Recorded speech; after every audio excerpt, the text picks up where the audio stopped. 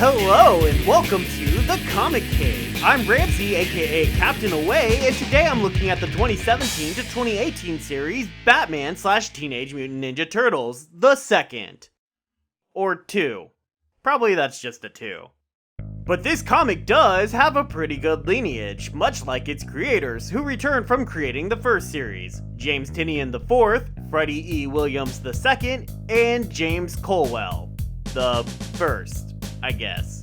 You couldn't have just put a number behind his name just to make him feel more included? Colorists get no respect, I swear.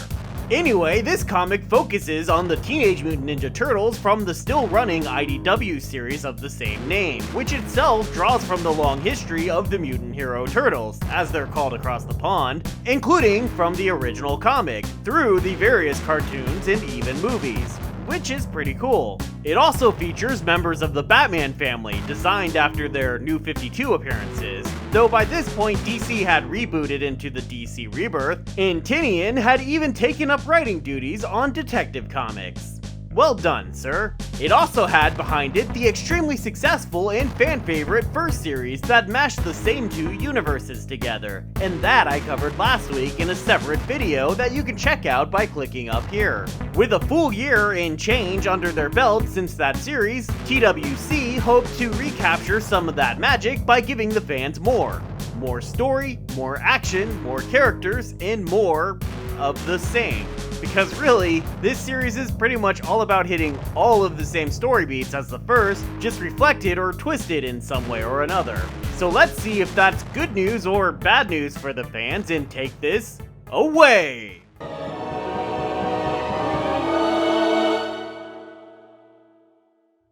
The comic opens with a guy calling the cops to narrate to us about his horrifying experience in the subway, already giving us a direct nod to the Madam Scientist who introduced us to Batman in the previous series, letting us know we were already well into crossover territory. So obviously, this means that what this guy was scared of was the unexplainable appearance of Batman in New York, right?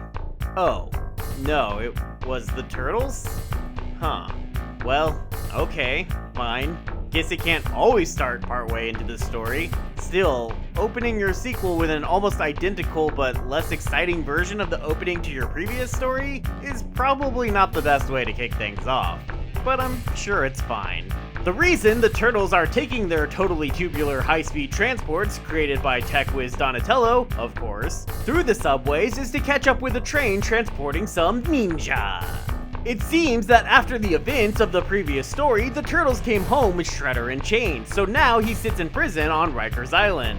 With their leader gone, there's a power vacuum in the foot as the gang splits between those who follow Shredder's daughter, the badass ninja lady Karai, and those who follow Shredder's elite guard, who are looking for someone stronger than Karai to lead them. Karai is busy attempting to put down the rebellion, but the Turtles decide to try and help out. I don't know why. I guess cause they kinda see Karai as a friend, though she clearly disagrees. The fight here mainly focuses on Donnie attempting to use some tech he came up with to stop the elite ninja, but getting his ass handed to him instead. All while the elite guard mansplained to him about his over-reliance on technology. Okay, boomer. What I find especially weird about this is one of the elite calling Donatello the runt of the litter, and Raphael saying Donnie's not as good a fighter as the rest of them. What? Isn't that the description of Michelangelo? You know, the one who can't take anything seriously? No? We're gonna say that's Donatello here? So just because he's the brain, he's incapable of also being a good fighter, but Mikey, who spends all his time eating pizza and playing video games, is a better fighter? Okay. Donnie gets depressed about this, and despite repeated reassurance that his true strength is his smarts, which he even agrees is his true strength, he decides to go talk to Batman to see how he handles being both strong and smart. Sure, great plan. Batman, meanwhile, is dealing with similar issues, as the League of Assassins has also replaced their leader, Ra's al Ghul, after the events of the previous comic, in favor of someone stronger, which is Bane, for some reason. And in the tradition of those who lead the League, Bane takes a much-needed bath, only he takes it in the Lazarus Pit. that's not good. Damian Robin in regular Batman prepare to face off against Bane, but suddenly he vanishes, only to be replaced by a Ninja Turtle. Unfortunately, it seems the Foot somehow managed to follow Donnie as he made his super long distance call to the Bat, and when they attack, they mess up the system, causing it to somehow become a teleporter instead of a communicator. Trapped in Batman's universe, the dynamic duo help Donnie build a new teleporter so he can get himself home. We're now 2 issues in, and somehow everything that's happened so far has been pretty much filler. Kind of weird. I do enjoy Donnie's interactions with Damian though, like how Damian refers to him as Turtle and criticizes him for trying to create banter, and how Donnie points out how condescending it is that Damian keeps using that t sound, which, yeah. The Double Ds get the last part they need away from Mr. Freeze and bring it to Batgirl. Hey, Batgirl's in this comic. Nice. Their machine complete, Batman and the 2 teenagers head to New York, or as Batgirl calls it, Turtle World, only to find that Bane has taken over. Apparently, he was that stronger leader the Foot Clan was looking for. How exciting.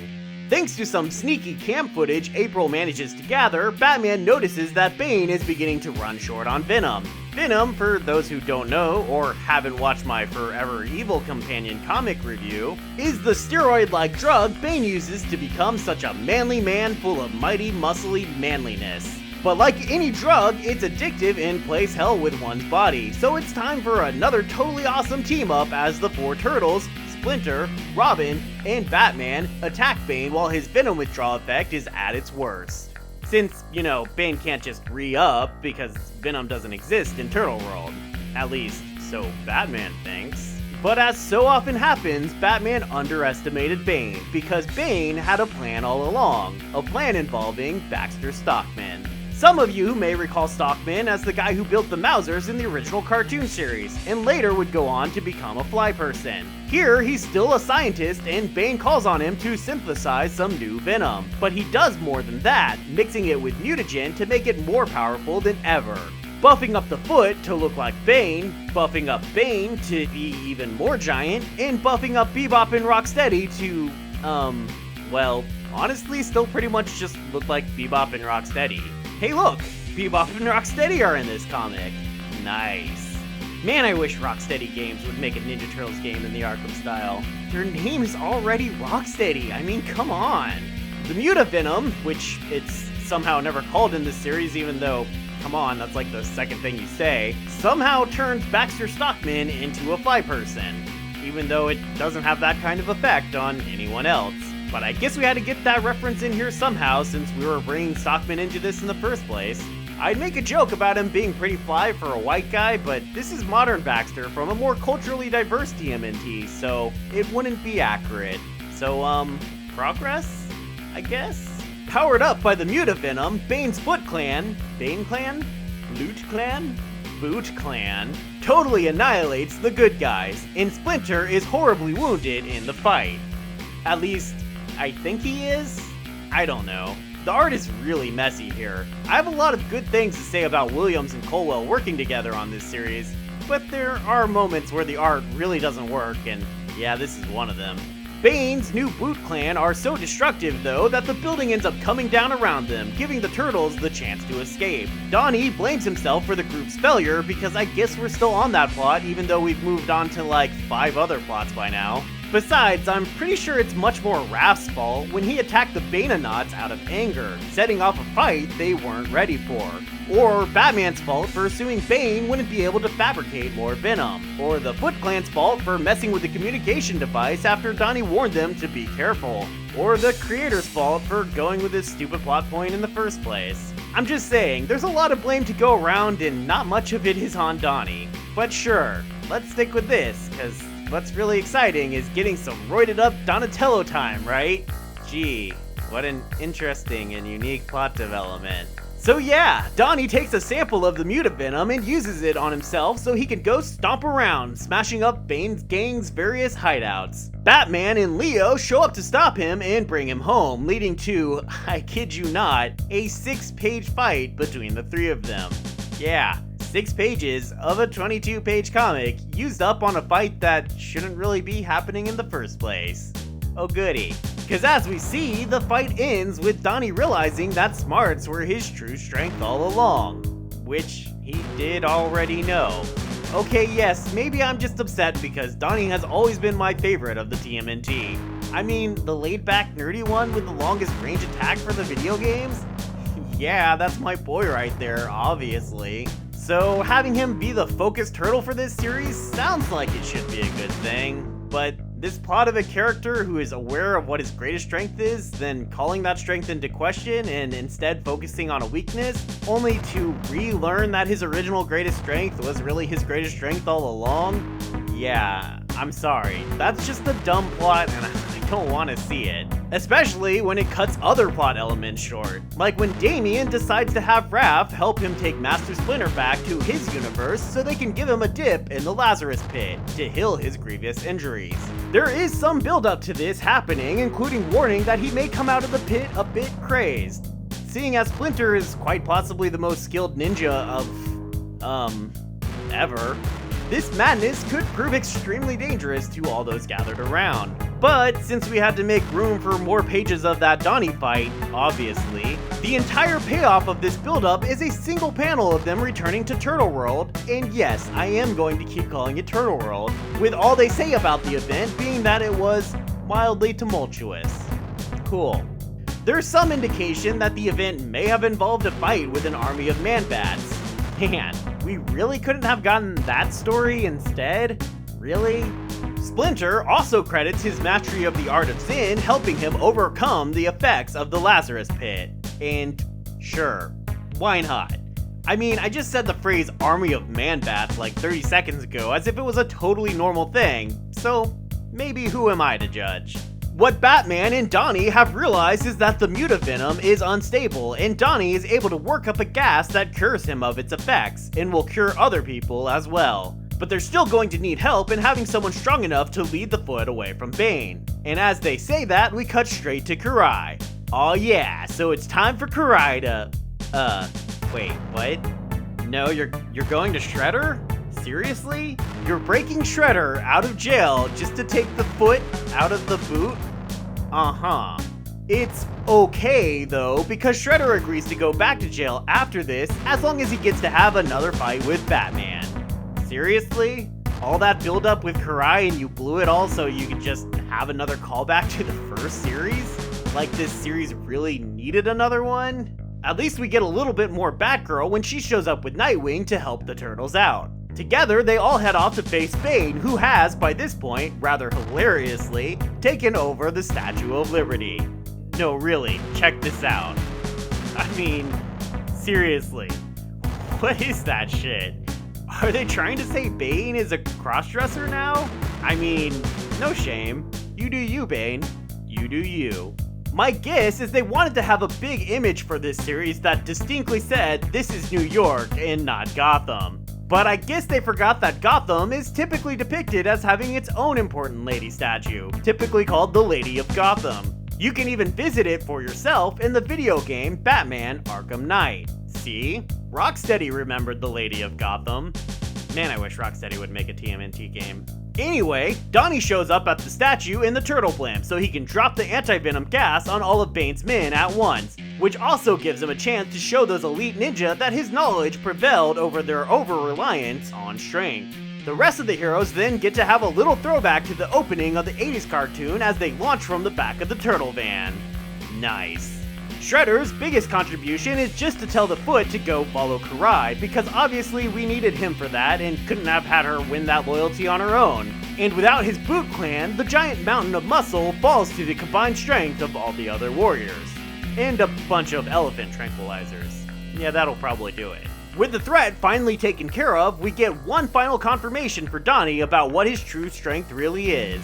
Goodbye, plucky pimply teen. I think you're ready now to hear the truth. This wasn't really a magic hubcap. The magic was inside you all along. We also get a pretty touching goodbye between Raph and Damien, because I guess there was also kind of a side story of them not really getting along. It wasn't really important, but I do love Damien's response here. And with that, this comic comes to an end, and we come to the breakdown.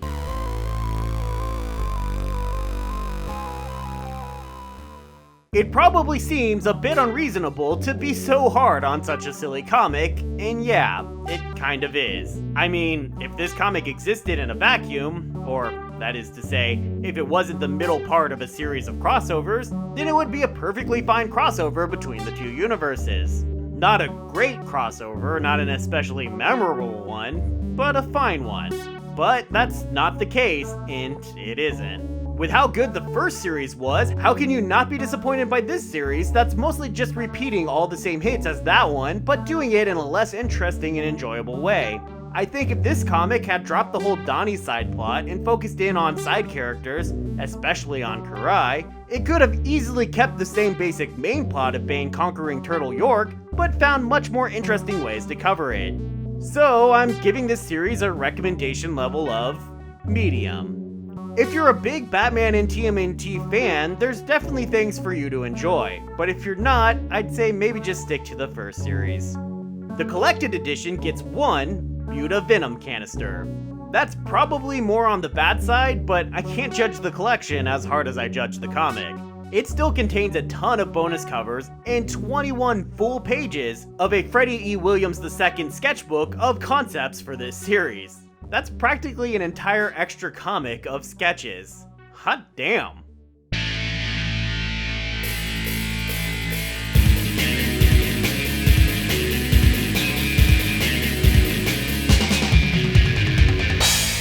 Thanks everybody for watching. Please feel free to let me know in the comments whether you think I was being too harsh on this comic, or if you kind of agree with my viewpoint on it. I can definitely admit that I might be just being a little hard because I enjoyed the first series so damn much. Regardless, I'll be back next week to cover the third volume. So once again, I'm Captain Away, and thanks for coming to my Turtle Talk.